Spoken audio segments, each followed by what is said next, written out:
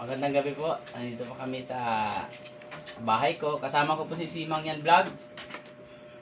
Nandito po si Simang Yan Vlog. Ang kasama ko po siya ngayong gabi na ito.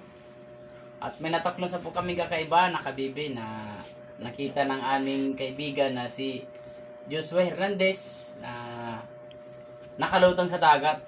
Sa edad ko po na ito, na 31, ngayon lang po ako nakakita ng ganong kabibi. Na nakalutang po siya sa dagat. Di ba po ako nakakita ng ganong kabibi.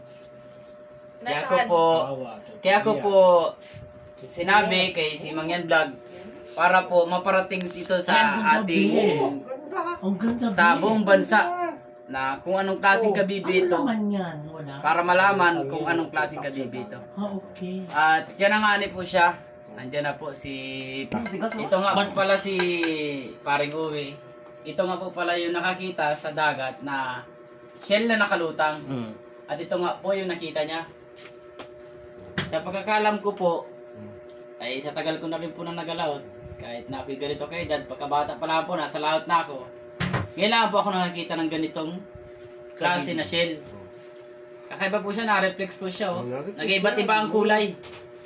Makintab siya. Wala. At si Paring Uwi po, na Hernandez, ay matagal na rin po ito magalaot. Nauna po ito sa akin. Hindi po ako nasilang, ito po yung nagadagat na.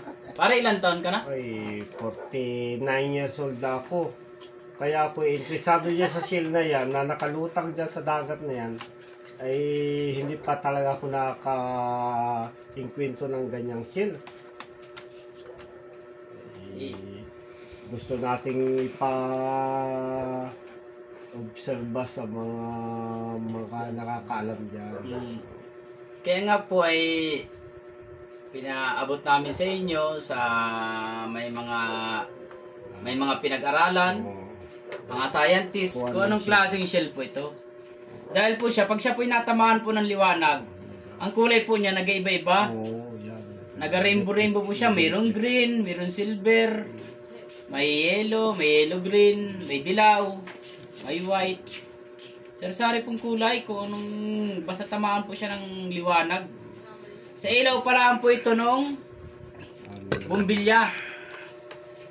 Yan, sa ilaw palaan po yan. Gana po siguro kung sa araw ito. Ngayon lang po niya naipakita sa amin, kaya po namin ito na i-video. Kailangan po namin makakuha ng kaunting paliwanag tungkol sa shell na ito. Kung bakit po namin bilag. Maraming salamat po sa inyong panonood at sa inyong suporta. Sana po bigyan nyo kami ng comment kung anong klase pong kabibi ito. Kung anong klase shell ito. Maraming salamat po.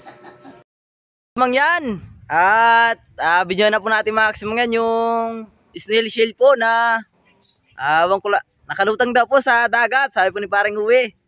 Iringani po at pinadala po sa atin. Yan, iri po ang snail shell. At may kasama nga ni pala po tayo maximum yan si Paring Warin po. At si Chong. Chong. At may alaga po. Sunod-sunod po sa atin maximum yan yung ating tuta. Gusto tayo pumunta eh. Ating na po natin maximum kung malutang baga po iring snail shell na po ire. Okay, let's go. Ito po maximum yan at tingnan ko na po ang kulay niyan. Yan po maximum yung rimbo po yan, rimbo. At tingnan po natin maximum yan kung malutang nga ni pala po ito sa dagat. At ayun nga ni pala po maximum si Manong Randy. Yan po, ang lalaking bangka po ang Murong po. Shoutout po sa Murong. Sa Murong family po.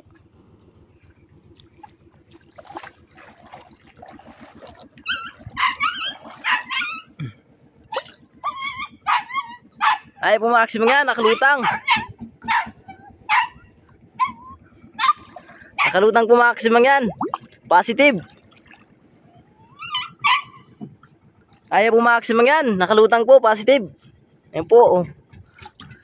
Yan, habol-habol po sa atin yung aking aso. Kalaki maligong dagat. Yan po, nakalutang po.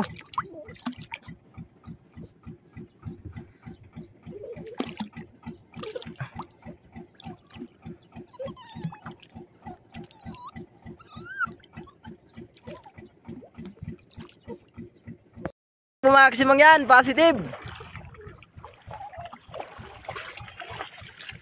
At sana po i-like and share nyo po ang aking video para po taas po maximum yan, i-follow po at subscribe po ang aking vlog.